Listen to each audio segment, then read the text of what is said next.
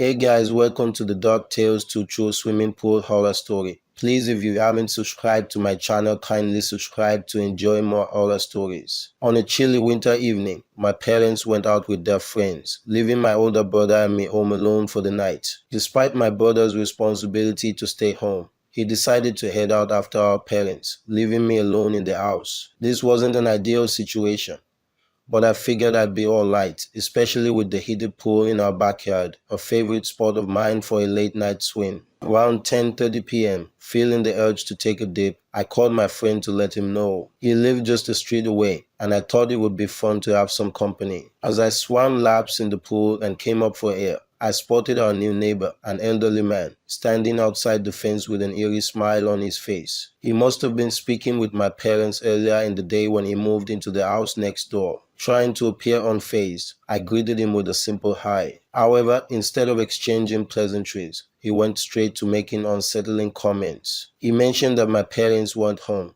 to which I replied that my older brother was around. But the man claimed he didn't see my brother while he was watching me through my bedroom window. His words sent a chill down my spine, and I couldn't find any words to respond. As he opened the gate and began to walk toward me, I started to back up in the pool, feeling increasingly uneasy. Fear gripped me, and I called for help, hoping my friend would arrive soon. I continued to back away from the man as he hastened his approach. Just when I thought things were getting dire, I saw my friend on the other side of the fence, running toward us while talking to someone on the phone. The sight of my friend seemed to deter the man, and he stopped, glancing behind me before quickly retreating to his house. My friend, knowing the gravity of the situation, had called the police before arriving, recording the man's unsettling behavior without him knowing. The police arrived, but the old man denied any wrongdoing. Fortunately, my friend's recording was crucial evidence that led to his arrest. The incident left my family shaken, and my parents were understandably upset with my brother for leaving me alone when he was supposed to be responsible for my safety. However, they were relieved and grateful that I was unharmed.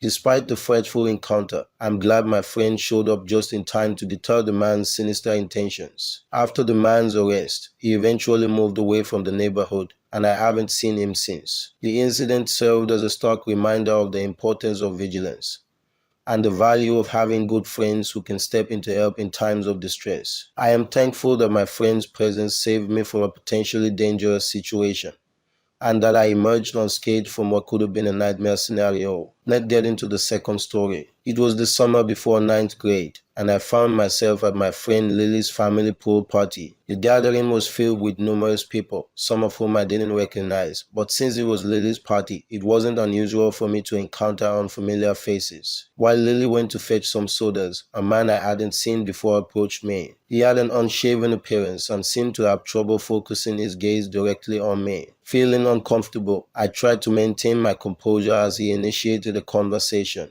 The man introduced himself as Rick and inquired about my name. I cautiously replied, sharing my first name. He claimed to be Lily's parents' friend, which eased my nerves a bit. However, as he stepped closer, his breath reeked of alcohol despite the early hour. Feeling more uneasy, I distanced myself and tried to end the conversation politely. He left abruptly, and I shared the encounter with Lily, who mentioned it to her parents. Surprisingly, our parents were unfamiliar with Rick, which left me feeling unsettled. They speculated that he might have been brought over by one of their friends, and I tried to brush it off, believing everything would be fine.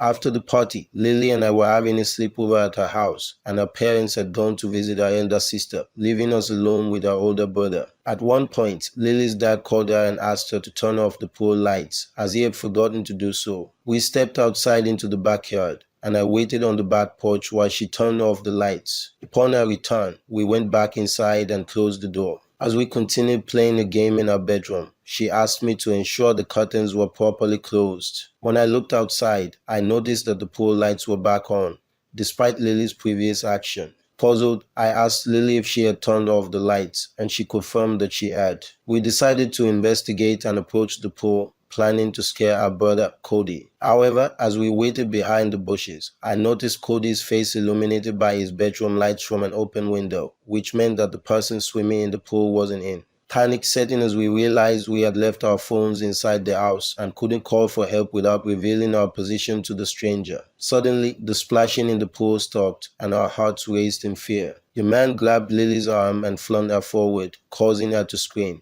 I, too, yelled in terror as he came towards me with a creepy smile. He shoved my head underwater, leaving me gasping for breath. Struggling to escape, I kicked him in the face with all my strength, allowing us to run back to the safety of the house, slamming the door shut. Still laughing, the man held me in a chokehold as the police sirens approached. In a moment of desperation, I managed to break free, but not without injury. He threw me to the ground, breaking my arm in the process. The police arrived, but the man had already disappeared, leaving us shaken and traumatized. I couldn't shake the haunting image of his eerie smile and unfocused eyes. Since that harrowing incident, I have been terrified to be outside at night, especially near a pool. The encounter left me with lasting fear and a constant reminder of the vulnerability we can experience, even in familiar surroundings.